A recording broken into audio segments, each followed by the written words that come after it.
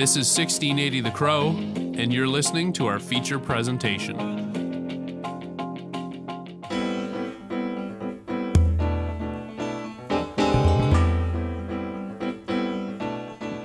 Animation is one of many critical parts of the film and television industry. However, according to Avril McGurk, most of the animation work across Canada has historically been non-unionized. This is in stark contrast to animation work down in Los Angeles historically being unionized. In addition, almost 96% of Canadians in the motion picture industry worked part-time in 2023, according to Statistics Canada. The landscape all changed in 2020 when workers at Titmouse Vancouver voted to unionize and created the Canadian Animation Guild. They hammered out their first collective agreement with Titmouse Vancouver with the help of IATSE union representatives. McGurk is a local 3D animator who worked at Icon Creative Studio for almost 7 years. They were one of the driving forces behind another group of animators recently unionizing. The group of animators is also being represented by IATSE 938 and have been at the bargaining table for the past year. McGurk was able to spare me 15 minutes of his time while sipping his morning coffee. We began with him detailing his passion for animation. Animation, it's one of those things that I think I came into it mostly because I wanted to get into video games, which is pretty common for a lot of people in animation. And I think right out of high school, I knew that's what I wanted to do. So I tried to I was suggested to take some computer science, right? Which I ended up doing at UFV. And realized quickly that wasn't the avenue I was going to get into this stuff. So then I found BCIT's program. It was like it was the 3D art modeling and design program at BCIT. And that was one of the more affordable programs. And that was more of like a generalist 3D art program. So I kind of packed my bags and moved out to Vancouver and went through BCIT. It was a good time to graduate as well. There was a lot of work in the city that kind of pulled me into the TV animation world as well. And so when you actually entered the industry, because in the research for this piece, I have come to understand that a lot of work in animation in Vancouver and really across Canada is non-unionized. How was that for you? Did you feel like you were missing out? Did you want more from the industry? Oh, absolutely. Yeah. I mean, I grew up with parents in unionized sectors, you know. So I worked a lot of labor jobs to pay for my schooling, so I could see that it felt weird to have such a big, powerful industry in Vancouver that was ununionized, you know? But yeah, no, I definitely felt like I was missing stuff. It's just because the working conditions have changed drastically in the last 10 years in the city. And talk to me a little bit about the process that you and your fellow animators have gone through to get to this point. Talk to me a little bit about because I understand that it's been a process over a number of years to eventually get to this point where you guys are unionized. Can you tell me about that? Yeah, absolutely. The process has been super long. I'd say it probably started with a grassroots organization in town called the Art Babbitt Society, which was a bunch of animation workers just talking about working conditions and talking about the idea of a union. And that lasted for a number of years. It wasn't something I was a super big part of. I went to a couple meetings, but it definitely felt like that was the beginning of traction for stuff in town. And then everything changed when Titmouse, one of the big 2D studios in the city, when they certified their first union, which was the beginning of the Canadian Animation Guild. And you said that when conversation initially began, you weren't a big fan of it. Why was that? It's not that I wasn't a big fan of it. It was more that I was it just almost seemed too good to be true. I didn't know anything about starting a union. I didn't know anything about what it took to build them, and all the other big sectors I knew were already unionized. it just didn't seem like something that was. It seemed something that would be cool, but not something that seemed super likely. Way back in the day, in like 2017, when I would have gone to one of these Art Babbage meetings. Again, I've come to understand that that a lot of animation work is contract based, right? And it's based on deals that are sort of short-lived sometimes, and then you move on to the next one, right? You guys a lot of times are sort of more independent contractors than you are employees. Absolutely. And that I understand, especially for the other animation studio that has just recently unionized. That was one of the big factors for them. Was that also a driving factor for you guys? Yeah, absolutely. Like when you're organizing, that's one of the things you want to get people excited about, right? Is that you want to organize around work security. Contract work can be very hard during a slowdown period like the one we've just had. Like contracts get shorter, less people are getting renewed. So organizing around things like recall rights and stuff like that is a big motivation. What sort of opposition did you guys face? Because like any labor drive, any union drive, at least historically speaking, has had some sort of pushback from companies that are not particularly interested in dealing with a union. So did you guys have pushback, or was it fairly smooth sailing? Yeah, I mean, you definitely get some pushback. You're kind of constantly fighting disinformation from the employer when you're doing these kind of things. And I think just education about what a union is and what a union can do for your fellow coworkers, right? Like, I think the pushback is mostly just a communication game. I think once you sit down with somebody and explain this stuff, it all kind of starts to make sense.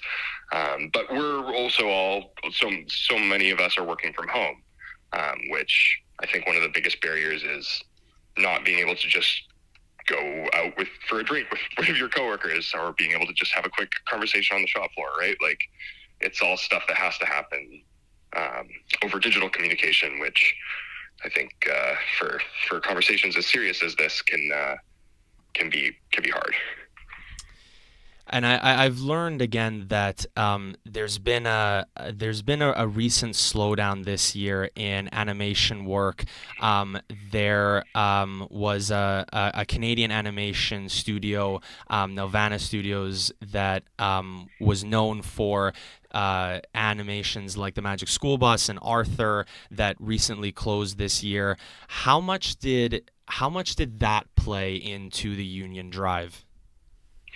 Yeah, I think that's a good point. Like, the 2D side of the industry felt the slowdown before the 3D side, but the writing was kind of on the wall for us as we were looking at the union drive, right?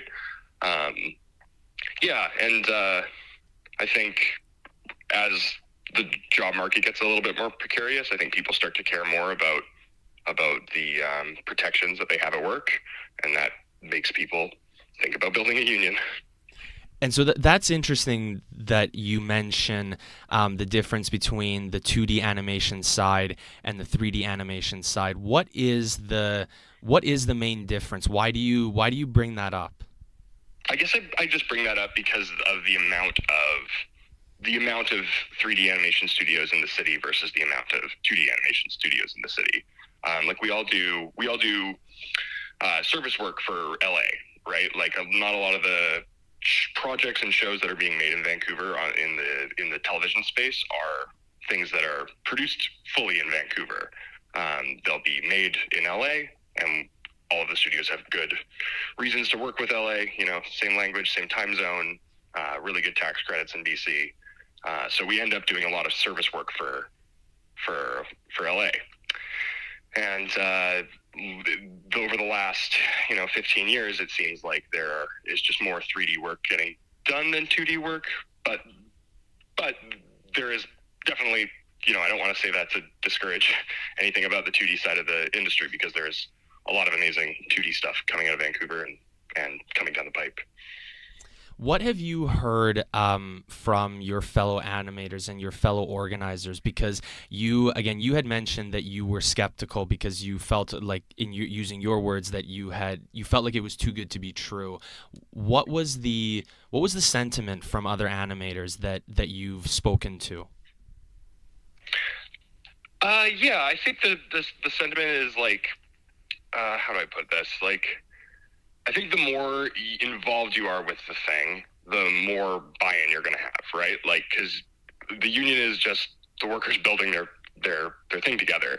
And if you're not connected to that, then you're not going to have that buy-in, right? And one of the things that we've been talking about with other organizers is like that the organizing continues far after getting your certification and getting your union. Our organizing has to continue through bargaining. It has to continue after you get your contract to enforce the contract and to prepare for the next round of bargaining, right? Yeah, it makes sense. To wrap up here, I am just curious, and obviously you guys are about to step into bargaining, correct? Yes, we've been bargaining for about a year now. Yeah, so about a year. What sort of, and obviously I know that you can't give away details and specifics, and so I won't pry them from you, but how have you been, just generally at a macro level, how have you been feeling about it? Are you confident? Are you hoping for a little bit more? Give me your thoughts and feelings. Yeah, no, I'm super confident about bargaining. Like, it's a really good way to like get knowledge about how the business you work for operates, but also how everybody is feeling about it, right? You take in so much data about what your coworkers are concerned about, where their big pain points are, and then communicate with them a lot, right? So seeing the process all opened up like that is just not something before the unionization, like, the average employee had the opportunity to really dig into. So just kind of being exposed to all that has definitely raised my confidence level. Well, it's good to hear for you and your fellow animators. Avril, that's where I'm going to leave it. I only wish that we had more time because I've found this really quite fascinating. Thank you. Very much. Yeah, thank you so much for your time. Really appreciate it. Thoroughly enjoyed this conversation. Yeah, right on. Thanks again. For BCIT's The Crow, I'm Gabe Liesi. Thank you for listening to another episode of For the Record.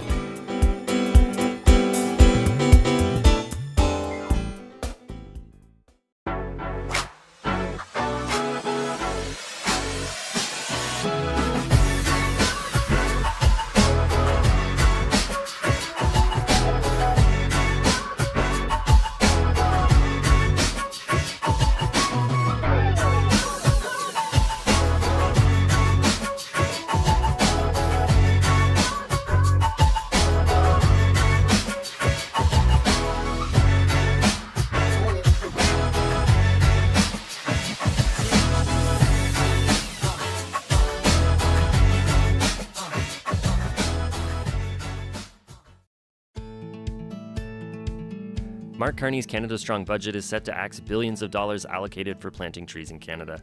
A relic of the Trudeau era, the planting of 2 billion trees was heralded as a move to combat climate change and biodiversity loss.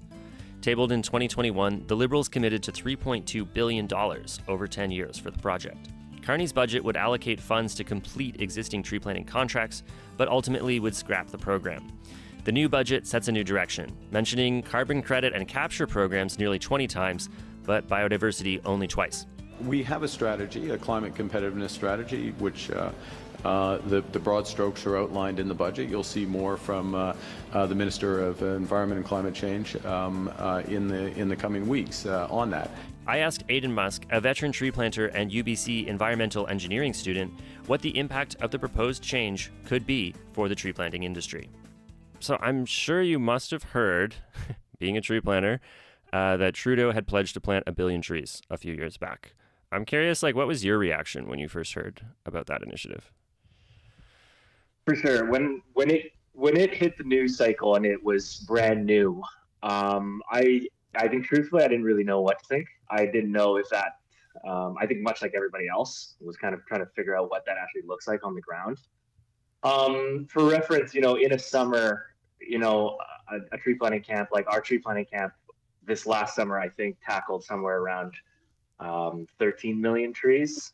And that would be on the higher end of the average. So many camps might put in, 6 or 7 million trees in a summer. I think first glance it felt like a lot of trees. But I think the bigger questions was everyone's just trying to figure out what those trees actually look like. The tree planting industry exists to fulfill a role in sustainable harvest, meaning that the trees that get replanted are paid for by mills who cut trees down. So if the 2 billion trees was to be an environmental carbon offset initiative, then the question was, where are these trees going to go, and who's going to pay for them to put them in, and who's going to pay the planters to put them in, and what kind of role in the forestry landscape or the ecosystem are they going to fill? Yeah, because you guys are planting what's been cut as a rule. I mean, there is some reclamation and restoration initiatives, but that was a big question among tree planters, is like, where exactly are you going to find the space to put all these? Yeah, for sure. And did you ever have a sense of how that was going to work, and did you ever have a sense that you were going to benefit from that? Yeah, I think there was kind of. I think the project was kind of received with optimism. Of course, I think the companies maybe received it with more confusion and apprehension as to what that actually meant for them on the ground. But I think on the ground, tree planters felt a sense of optimism. At the end of the day, there is no cheaper and easier way than just paying a bunch of university-age students to go out with a shovel and put the trees in the ground themselves. And I think there was a sense of enough of optimism around the fact that a lot of these trees, at the base, these trees were meant to go in as reforestation. And so I think the opportunity that one might receive planting trees for somebody other than a mill, I think for a lot of tree planters was an exciting idea. And did you notice, when the money, was put out into the world, did you guys feel any impact from that? Not initially, not when Trudeau prescribed it. Over the last, I believe it took a couple years for it to hit the ground. But we're at the stage now where those contracts do exist, and tree planting companies can pick up those 2 billion tree contracts. And so now the money exists. Now planters can go and plant trees under this project, and yeah, certain contracts for the tree planters, it doesn't look any different. They still work for the same companies that send them out to plant trees. But I think a lot of them benefit from knowing that these trees are aimed towards community forests or forest fire reforestation. And other kind of local projects. Actually, yeah, tell me a little bit more about that, because you've supervised a lot of tree planters, and you just said that you feel that they benefit from that kind of mindset of like, this is an environmental initiative. Do you think that makes a difference? On a small scale. At the end of the day, they're all hardworking individuals that are there for the money. But it's one of those things that if somebody tells you you're doing your job for a kind of a nicer moral reason or an ethical reason, it's just one of those things that might make you push a little bit faster. And the industry is based on piece rate, and it's got this kind of ingrained idea that you can plant as many trees as you can plant, because that's how you get paid. You get paid per tree. And so there's a lot of ways to look for incentive to keep pushing. If the money incentive stops losing meaning, then some people find the incentives from other ways. And the idea of replanting a forest fire it hits home with some people. And the money made more contracts available. But did you notice impact on the tree price? Like, were tree planters making more money? I don't know if the program had any influence on the tree price. Tree prices, the price that planters get paid per tree, typically across the industry has gone up in my time doing it in the industry. But a lot of that is just rising with the cost of living, rising with inflation, rising with everything else. I'm not confident to say that anything has gone up because of the program. Fair enough. And so what's your thoughts then? It was recently announced that Carney is going to potentially axe the allotted, several $1 billion for these trees. Do you have any reaction to that announcement?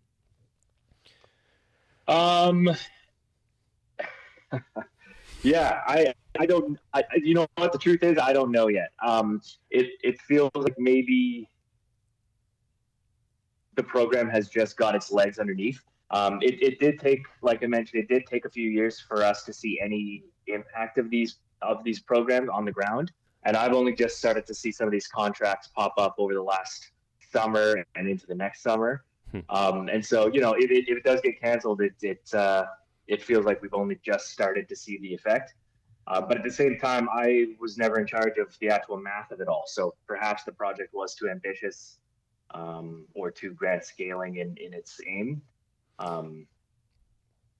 Yeah, but I'm not entirely sure. I know some tree planters, like if I go on tree planting Facebook groups, they're definitely quite critical of the idea of planting 1 billion trees in the timeline that Trudeau provided.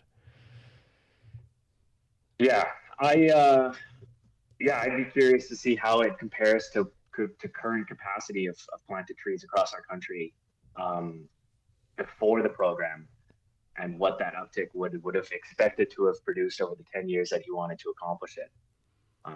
More work is more work, and that's good. But if the aims are somewhat unachievable, then it could, have perhaps been a political move to sound good. Yeah, and actually, you have a unique perspective on this. You're studying environmental engineering at UBC. What do you think about the proposed impact of a program like that? Like, is 1 billion trees a great idea for Canada? Or not? Whatever you think. Yeah, great question.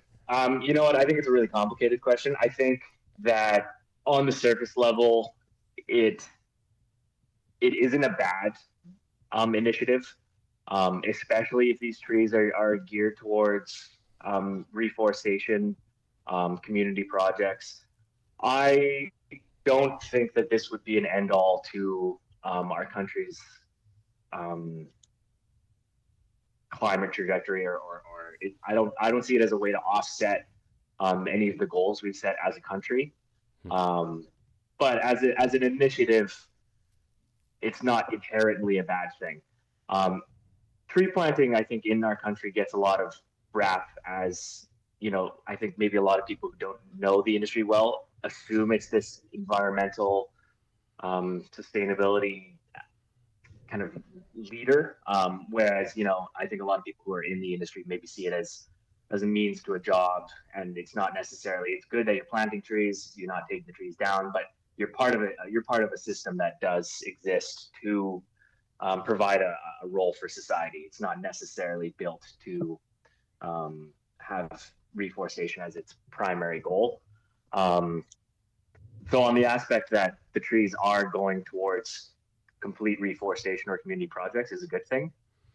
But yeah, I think it's a complicated question. I think that if you're going to allocate funds as a federal government, I think there's much more effective ways to accomplish those goals. Truth is, I think the forest over time is an incredible ecosystem and can reforest itself pretty effectively as well. Awesome. Okay, that's time, Aiden. Thank you so much. Thanks for your thoughts. This is Patrick McConnell for BCIT's The Crow.